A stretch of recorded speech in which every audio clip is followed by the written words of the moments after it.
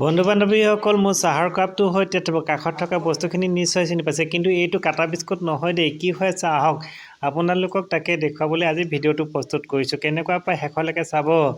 আহক ইয়াক আপোনালোকক দেখাইছোঁ সুন্দৰকৈ। এয়া হৈছে কাঠআলু। কাঠআলু মই এনেধৰণে বাকলি গুচাই চফা কৰি ধুই মেলি তাৰপিছত বইল কৰিম। কেনেধৰণে বইল কৰোঁ আপোনালোকক দেখুৱাই আছোঁ আহক।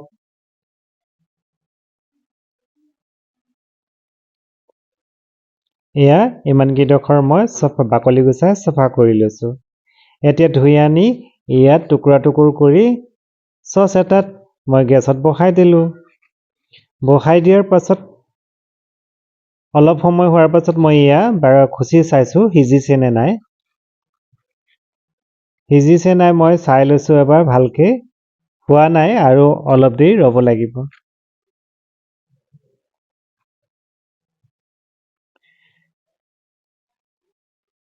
এয়া হৈ গ'ল। হোৱাৰ পিছত মই খৰাহী এটাত ঢালি দিলোঁ। আপোনালোকে কাঠআলু কেনেকুৱা ধৰণে খায়। এয়া মই পাতল পাতলকৈ কাটি ল'লোঁ। পাতল পাতলকৈ কাটি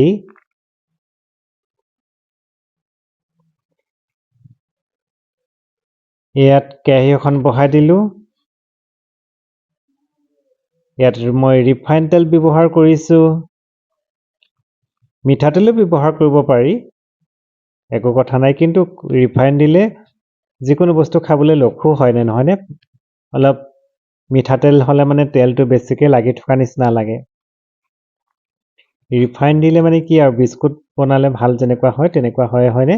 আপোনালোকে বাৰু এনেধৰণে কেতিয়াবা কাঠআলু ফ্ৰাই কৰি খাইছেনে? যদি খাইছে কমেণ্ট কৰি জনাব, যদিও নাই খোৱা তেতিয়াও কমেণ্ট কৰি জনাবলৈ নাপাহৰিব। এনেধৰণে ফ্ৰাই কৰিলে একেবাৰে চফ্ট শুকান হৈ যায়তো, খাবলৈ বহুত ভাল হয়।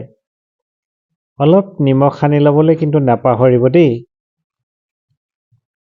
এয়া মোৰ হৈ গৈছে ধুনীয়াকৈ ৰঙচুৱা হৈ গৈছে, মচমচীয়া হৈ গৈছে।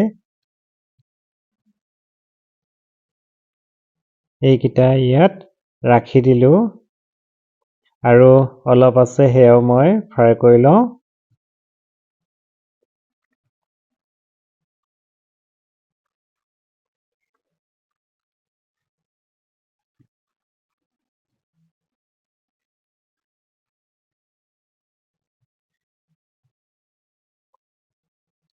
কোনোৱে যদি খাবলৈ ইচ্ছা নকৰে বা ভাল নাপায়, এনেধৰণে এবাৰ বনাই খাই চাব, বহুত ভাল লাগে। মই কিন্তু বহুত ভাল পাওঁ। এয়া তৈয়াৰ হৈ গ'ল।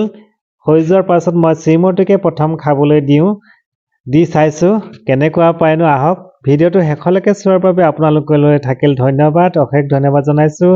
ভিডিঅ'টো এনেধৰণে চাই মোলৈ মৰম চেনেহ যাচি থাকিব। ভাল পালে লাইক এটা কৰিব। আজিলৈ আহিছোঁ, বাই বাই।